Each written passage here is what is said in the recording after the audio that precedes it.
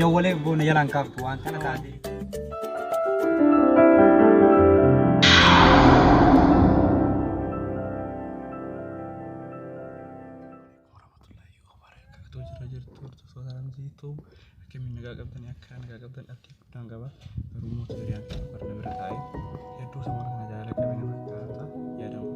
Apa?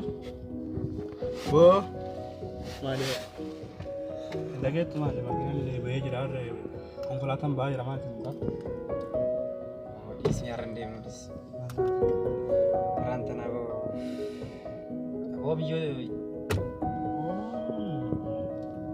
waan biyya kamtu qabu yemmuu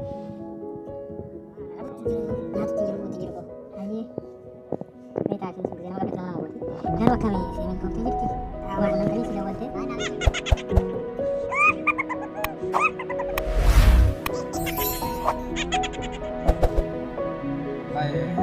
isni yaa jireenya inni jibbee jira kalaas isii malee nama isii argachuu baannaan jiraadhu isin jiru neessi. tasgabbaayitee Jaalalli fala gooyitaati jedhanii ni beekta. dhala ammallee nama nu beektaa namni kanarratti shawaraa jira. Maal jedhan daakuu isa jedhan bifatanii bitanaa bira fakkaatan dhalanii yeroo akkuma ta'an masii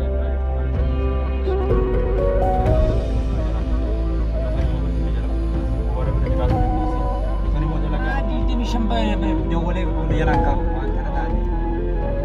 Asii moora ni jirti shakara ni jirti itti yaala akkana jalaan deemu na jirti.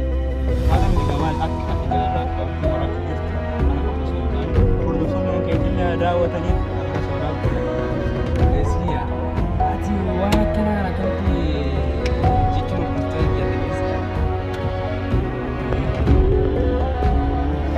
Assalaamu alaikum warahmatullahi wabarakatuh. Hordoftoota Ramziituu.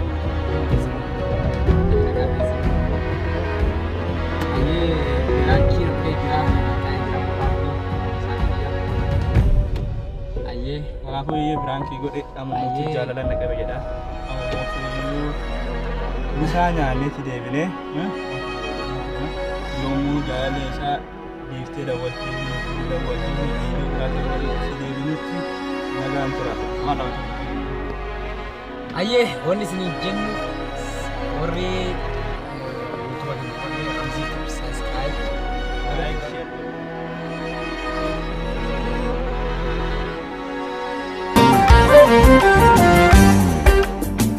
Wallaale barbeke ni sirroof gaafsi eege.